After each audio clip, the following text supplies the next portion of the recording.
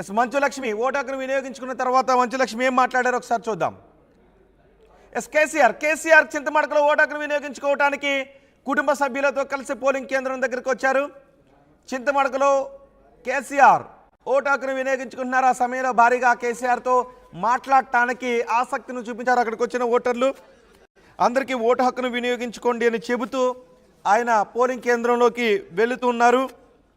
మెదక్లో ఇప్పటివరకు 10%, సుమారు 11% పైబడి ఓటింగ్ నమోదైంది.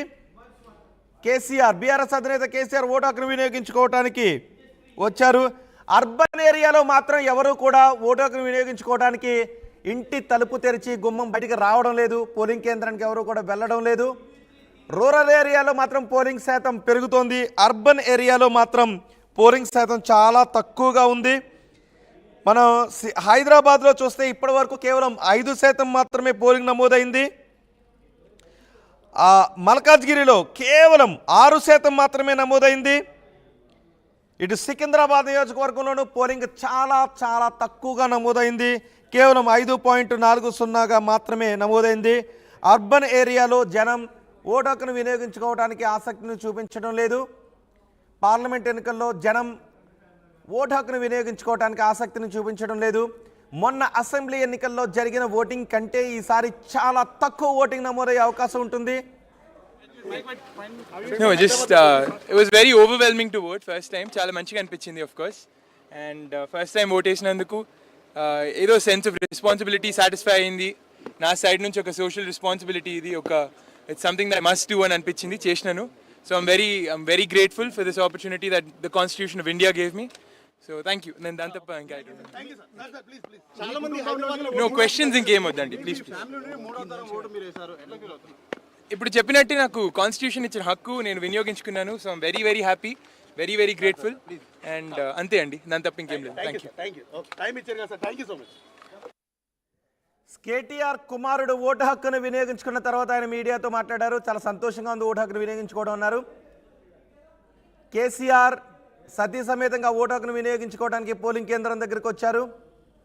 ఓటు హక్కును వినియోగించుకుంటున్న దృశ్యాలు ఆర్టీవీ స్క్రీన్ పైన చూస్తున్నాం. బీఆర్ఎస్ అధినేత మాజీ ముఖ్యమంత్రి కేసీఆర్ ఓటు హక్కును వినియోగించుకోవడానికి పోలింగ్ కేంద్రం దగ్గరికి వచ్చారు.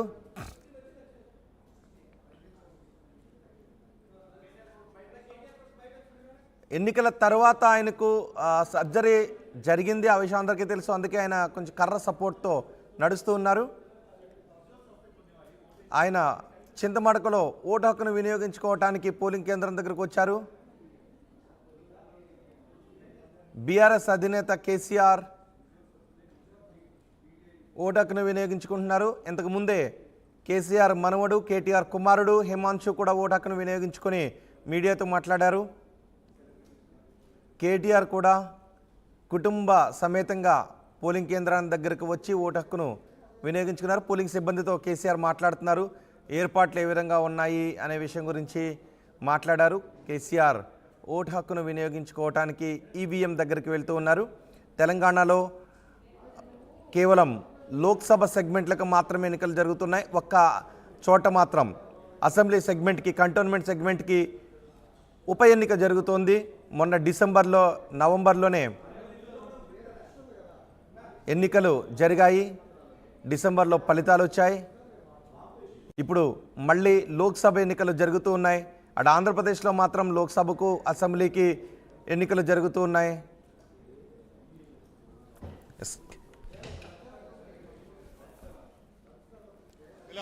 తెలుగు రాష్ట్రాల్లో పోలింగ్ కొనసాగుతోంది. తెలంగాణలో 17 నియోజకవర్గాల్లో, లోక్సభ నియోజకవర్గాల్లో పోలింగ్ కొనసాగుతోంది. మంచు లక్ష్మి హైదరాబాద్ ఓటర్లపై చాలా ఆగ్రహాన్ని వ్యక్తం చేశారు. హైదరాబాద్ ఓటర్లు చాలా బద్ధకంతో ఉన్నారు అని మంచు లక్ష్మి అంటున్నారు. హైదరాబాద్ ఓటర్లు బయటకు రండి ఓటు వేయడానికి, గడప దాటి బయటకు వచ్చి ఓటు హక్కును వినియోగించుకోండి అని చెప్తున్నారు. నేను ముంబై నుంచి కేవలం ఓటు హక్కును వినియోగించుకోవటానికే హైదరాబాద్కు వచ్చాను, కానీ హైదరాబాద్లో మీరు గడప దాటి బయటకు రండి పోలింగ్ కేంద్రానికి, ఓటు హక్కును వినియోగించుకోండి అని మంచు లక్ష్మి చెప్తున్నారు. హైదరాబాదు లోక్సభ సెగ్మెంట్లో మంచు లక్ష్మి ఓటు హక్కు ఉంది. ఇప్పటివరకు హైదరాబాద్ సెగ్మెంట్లో కేవలం 5% మాత్రమే పోలింగ్ నమోదైంది. ఒకసారి మంచు లక్ష్మి ఏం మాట్లాడారో చూద్దాం.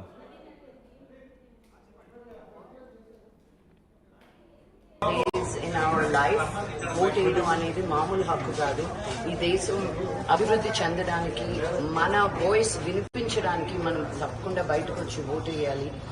ఒక విన్నపం ఏంటి అంటే కొన్ని ఎలక్టోరల్ రిఫార్మ్స్ మారితే బాగుంటాయి. ఇప్పుడు నేను ఒక ఓటు వేయడానికి బాంబే నుంచి రావాల్సి వచ్చింది. ఎంతో మంది ఇలాగా అవుట్ ఆఫ్ టౌనర్స్ ఉన్నారు. అందరికీ వెనక్కి వచ్చి ఓటేసే అంత టైం ఉండదు. బికాజ్ ఇక్కడ హాలిడే, కానీ వేరే వేరే ప్రదేశాల్లో it is still a working day today. So ఇలా అవుట్ ఆఫ్ టౌనర్స్ ఉండే వాళ్ళకి ఈజీగా ఓట్ చేసేదానికి ఏదైనా ఒక మంచి మార్గం చూపిస్తే బాగుంటుంది అన్న ఒక విన్నపం అంతే. బట్ కమ్అవుట్ ఏంటి, హైదరాబాద్ 5% వచ్చారంటే ఇప్పటి వరకు సిగ్గు చేయటండి బాబు. Let's get out the youth needs.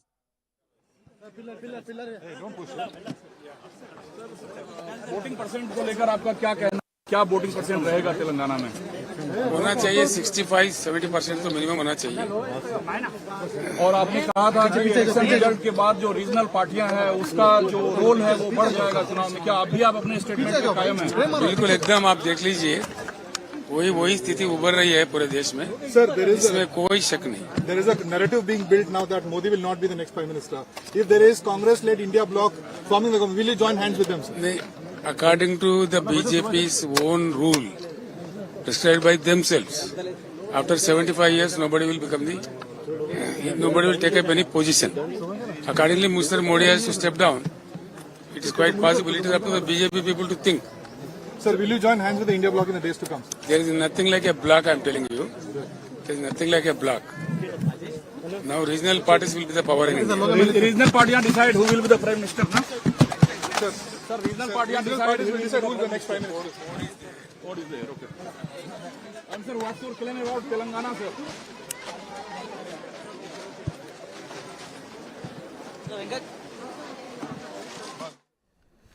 KCR ఆయన ఓటు హక్కును వినియోగించుకొని మీడియాతో మాట్లాడి వెళ్ళారు. గత ఎన్నికల్లో బీఆర్ఎస్ 9 స్థానాలను గెలుచుకుంది. అప్పుడు బీజేపీ 4 స్థానాలు గెలుచుకుంది, కాంగ్రెస్ 3, ఎంఐఎం 1 స్థానాన్ని గెలుచుకుంది. మరి ఈసారి ఫలితాలు ఎలా ఉంటాయో చూడాలి. రేవంత్ రెడ్డి ఓటు హక్కును వినియోగించుకోవడానికి కొడంగల్ పోలింగ్ బూత్ దగ్గరికి వెళ్ళారు కుటుంబ సభ్యులతో కలిసి. ఆ దృశ్యాలు మనం ఆర్టీవీ స్క్రీన్ పైన చూస్తున్నాం. ఇటు బీఆర్ఎస్ అధినేత కేసీఆర్, మాజీ ముఖ్యమంత్రి కేసీఆర్ ఓటు హక్కును వినియోగించుకోవడానికి కుటుంబ సభ్యులతో పోలింగ్ బూత్కి వెళ్ళారు.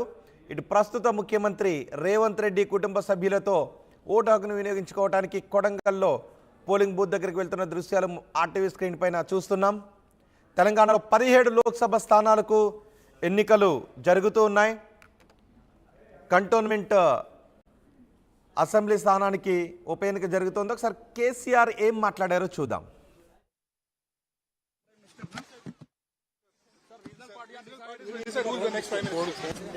होना चाहिए 65-70% तो मिनिमम होना चाहिए। और आपने कहा था कि इलेक्शन रिजल्ट के बाद जो रीजनल पार्टियां हैं उसका जो रोल है वो बढ़ जाएगा चुनाव में, क्या अभी आप अपने स्टेटमेंट पे कायम हैं?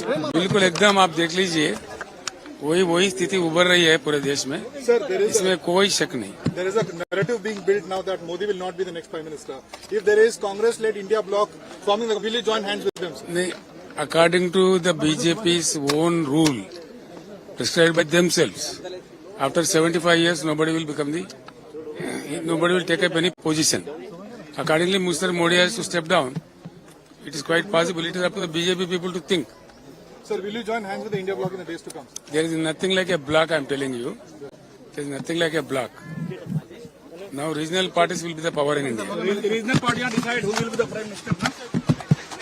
सर रीजनल पार्टियां Regional parties will decide who is the next Prime Minister. होना चाहिए 65-70% तो मिनिमम होना चाहिए।